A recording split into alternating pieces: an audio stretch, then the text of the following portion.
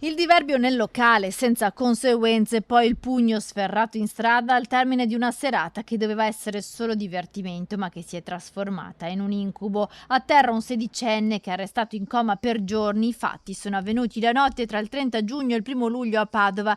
I ragazzi erano nella discoteca Q, il locale però è estraneo ai fatti perché la violenza è esplosa quando i giovani sono usciti.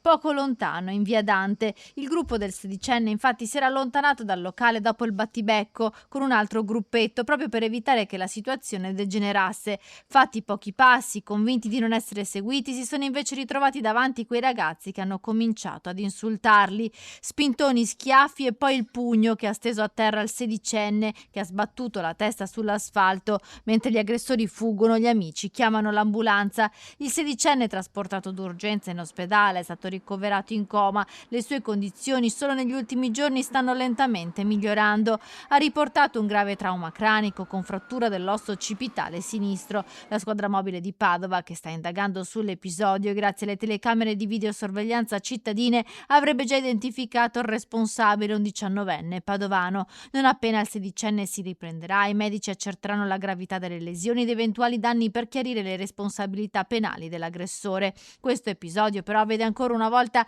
ragazzi molto giovani protagonisti di fatti violenti in città. Violenza giovanile che solo pochi giorni fa è stata anche al centro di un'operazione a livello nazionale. Nel Padovano la polizia ha identificato 1250 giovani violenti in questi mesi, di questi 150 sono minorenni, con 2 episodi molto recenti come quelli avvenuti all'Arcella e all'esterno del Festival di Radio Sherwood, con 2 ventenni che in stile stesa napoletana hanno esploso colpi di pistola da un'auto in corsa.